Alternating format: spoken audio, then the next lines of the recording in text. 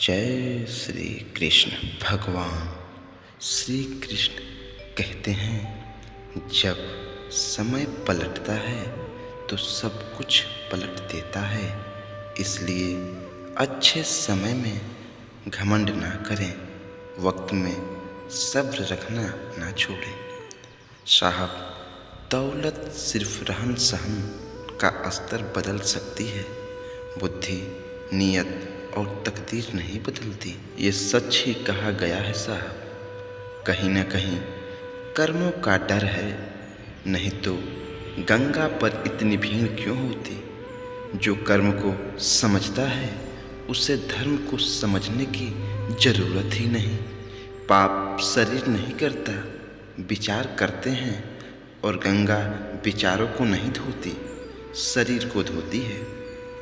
मोह खत्म होते ही खोने का डर भी निकल जाता है। चाहे दौलत हो, वस्तु हो, रिश्ता हो या जिंदगी हो। सच ही कहा गया है साहब कि आप अभी जितना इंतजार कर रहे हो, समय आने पर वो आपको इतना देगा कि आप संभाल नहीं पाओगे।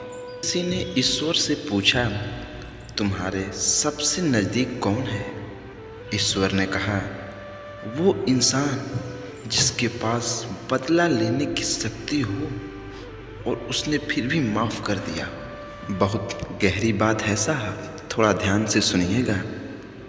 आपका इस दुनिया में सबसे सर्वश्रेष्ठ मित्र अगर कोई है तो वो दुख है, क्योंकि वह आपसे ईश्वर की खोज करवाता है। ये सच ही कहा गया है साहब कि दिल को साफ रखिए, क्योंकि दिल साफ होगा तो हर गुनाह माफ़ होगा।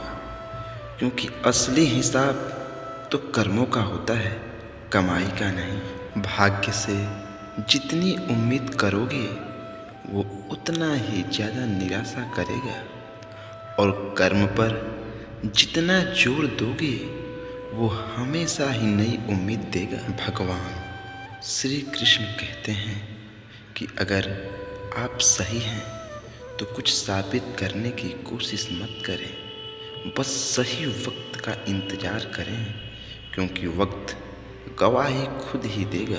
किसी के संगत से आपके विचार शुद्ध होने लगे तो समझ लेना वो कोई साधारण व्यक्ति नहीं है। निर्णय वही उत्तम होते हैं जो केवल स्वयं के हित नहीं अपितु अन्य की भावनाओं का विचार करके भी लिया जाए। दूसरों का भला करने वाले मनुष्य को हमेशा कष्टों का सामना करना पड़ता है, क्योंकि हमेशा फल देने वाले वृक्ष को भी पत्थरों की मार सहनी पड़ती है। भगवान कहते हैं, जो ज्ञानी होता है उसे समझाया जा सकता है, जो अज्ञानी होता है उसे भी समझाया जा सकता है, पर जो अभिमानी होता है उसे कोई नहीं समझा सकता, उसे तो सिर्फ वक्त ही समझाता है। इतना कमज़ोर मत बनो कि